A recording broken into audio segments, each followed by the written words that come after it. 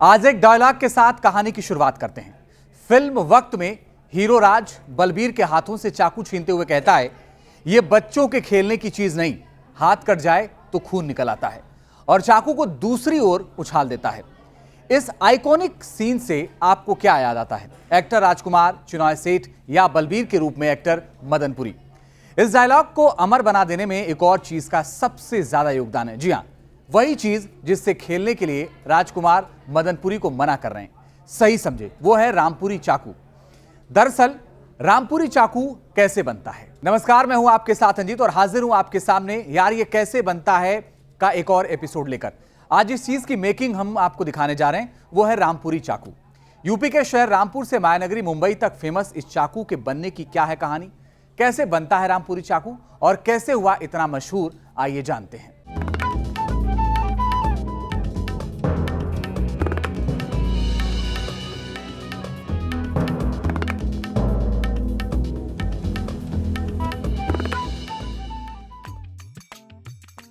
अभी जो आपने देखा उसे मात्र टीजर समझ लीजिए। रामपुरी बनने के पूरे प्रोसेस को समझने के लिए हमें चलना होगा दिल्ली से करीब 220 किलोमीटर दूर रामपुर, जहां से इस चाकू की कहानी शुरू होती है। और यहीं रहते हैं यामीन अंसारी, जो कई पीढ़ियों से रामपुरी चाकू बनाने का काम कर रहे हैं। ये 75 साल से, इससे पहले दादा तो आज़ादी से भी पहले के होंगे और बाप हमारे आज़ादी के दौर के हैं। काम चल लिया था नवाबों के ज़माने से। तो अब मेरे साल हिसाब से जो है मैंने इसको सीखा, तो मेरे ख्याल से मैं 10 साल का हूँगा। रामपुरी चाकू की मेकिंग कई चरणों में होती है। पहले चरण में चाकू के ब्लेड को तैयार किया जाता है। इस चरण में लोहे की शीट को काटकर चाकू के ब्लेड बनाने की प्रक्रिया शुरू की जाती है। इसके बाद लोहे के इस टुकड़े को आग में तपाकर और फिर दिल लगाकर तबीयत से हथौड़े से इसकी कुटाई होती है, जिससे इसे ब्लेड का आकार मिलता है। दूसरे चरण में इस ब्लेड को धार लगाने का काम होता है। इसके बाद फिर से इसे ठोक पीट कर शेप में लाने का काम किया जाता है। इसके बाद इसमें छेद करके हथों में इसे फिट कर घर बनाया जाता है, जिससे चाकू और हैंडल एकदम एक दूसरे में ठीक ठाक फिट हो जाएं। इसके बाद का प्रोसेस है इसका हैंडल तैयार करना। हैंडल लकड़ी, लोहे और पीतल के हो सकते हैं। इसके हाथों पर बेहद खूबसूरत कारीगरी की जाती है। फिर बारी आती है इसको चाकू में लगाने की। रामपुरी चाकू के 3 हिस्से होते हैं, हत्था, कमर और ब्लेड। इसमें स्प्रिंग, बोल्ट और लॉक भी होता है। आमतौर पर यह स्विच ब्लेड प्रकार का होता है। इससे ज़्यादा मजबूत कहीं चाकू नहीं होता है। तो ये जो चाकू आपने खोला है, इसमें कट कट कट कट की आवाज़ आई। फिल्मों में भी ऐसे कट कट की आवाज़ आती थी। तो ये क्या, कौन सा चाकू कहलाता है? तो इसको गरारी का कहते हैं। गरारी का चाकू है। तो एक कमानी का चाकू भी तो होता था। इसको बटन का कहते हैं। ये बटन का होता है। तरीके का है ये। चाकू को ब्लेड से जोड़ने के लिए सबसे जरूरी होती है इसकी रीढ़। जी हाँ, रीढ़। जैसे इंसान अपनी रीढ़ पर टिका होता है, इसके हत्थे पर ही रीढ़ या कमर लगी होती है, जिससे इसे स्टेबिलिटी मिलती है। रामपुरी चाकू के कई प्रकार होते हैं और हत्थे या चाकू के हैंडल के डिजाइन भी अलग अलग तरह के हो सकते हैं, जैसे मछली और मोर। ये डिजाइन सबसे ज्यादा मशहूर हैं। और हाँ, हर एक रामपुरी बटन या स्विच से नहीं खुलता। कुछ को खींचकर खोलना पड़ता है, जिससे कट कट कट की आवाज आती है। और इसी खासियत की वजह से अब ये डिमांड में बना हुआ है। आपको बता दें कि अब जो रामपुरी तैयार किए जाते हैं उसमें धार नहीं होती। अब बाजार को देखते हुए इसे शो पीस के तौर पर तैयार किया जाता है।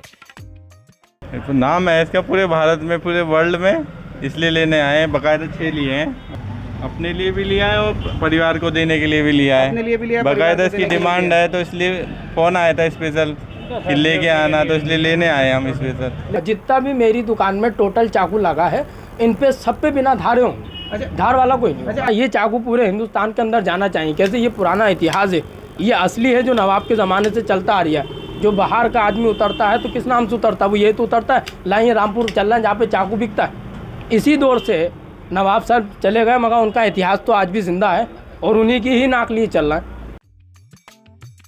चाकू बनाने की इस बेहतरीन कारीगरी और इसकी कॉम्प्लेक्स बनावट इन्हें खास बनाती है। रामपुरी बनाने का काम पूरे तरीके से हाथ का काम होता है। लखनऊ से करीब 322 किलोमीटर दूर बसा ये शहर रामपुर कभी अपने सफेद सोना कहे जाने वाले कपास और रामपुरी टोपी के लिए जाना जाता था, लेकिन जितनी शोहरत और पहचान इस शहर को रामपुरी चाकू से मिली वो अपने आप में मिसाल है। कभी नवाबों के शौक के लिए बनाए जाने वाले इस चाकू को पूरे भारत में पहुंचाने में सबसे बड़ा योगदान रहा इस शहर और यहाँ के कारीगरों का। करीब 200 साल से ज्यादा पुरानी चाकू बनाने की यह कला नवाबों के समय से रामपुर में वास करती आ रही है। देखिए क्या हुआ कि जब नवाबी यहाँ पर आई तो यहाँ पर हुनरमंद लोग आए अपने अपने हुनर लेके अलग अलग देशों से। तो जब अलग अलग देशों से हुनर लेकर आए तो उसमें जैसे तलवार थी नहीं रख के फिर सकते थे, लोगों को ख़तरा होता था, जंगली जानवर बहुत हुआ करते थे। तो इसी तरीके से चाकू दर चाकू, फिर चाकू एक हथियार माना गया। आज चाकू को हथियार की श्रेणी में नहीं रखा जाता है। आज चाकू जो है वो रोज़गार की शक्ल में है, जैसे फल काटने के काम आएगा, जैसे और अन्य काम आएगा। ये चाकू माहिर कारीगरों की कला का उदाहरण है।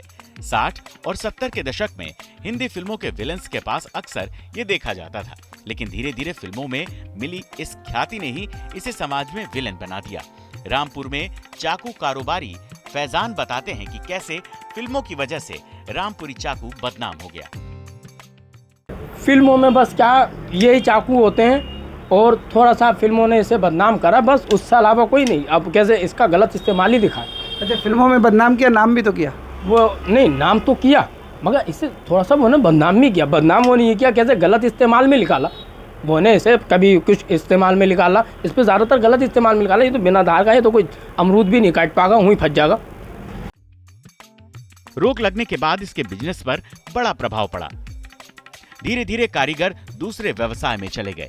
फिर रामपुर के पूर्व जिला मजिस्ट्रेट और वर्तमान मंडलायुक्त मुरादाबाद आंजनेय कुमार ने क्षेत्र की पहचान बन चुके रामपुर चाकू के व्यवसाय को पुनर्जीवित करने का काम शुरू किया। रामपुरी चाकू का गौरव वापस दिलाने के मकसद से यहाँ एक चौराहे का नाम चाकू चौक भी रखा गया।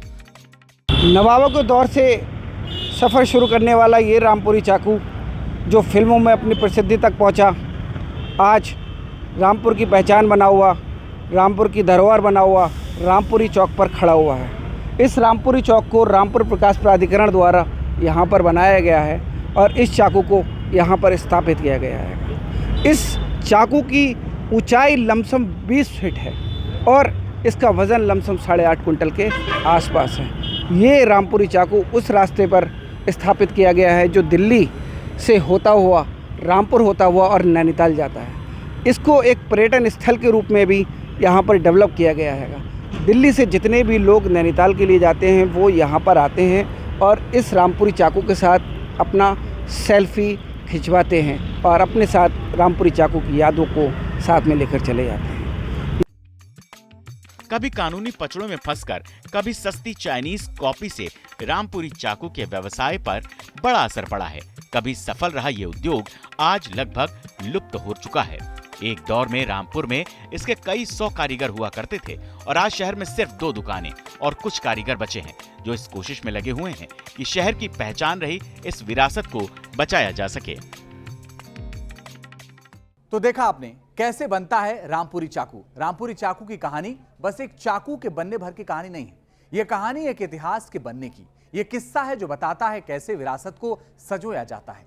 यह बताता है कैसे यामीन अंसारी जैसे कारीगर अपने निजी हितों की परवाह किए बगैर कला और संस्कृति को जिंदा रखने के लिए अपनी पूरी जिंदगी झोंक देते हैं। ऐसे एक और किस्से और कहानियों को जानने के लिए चैनल को सब्सक्राइब जरूर कर लीजिएगा और बेल आइकॉन दबाना मत भूलिएगा। मिलते हैं यार ये कैसे बनता है कि अगले एपिसोड में।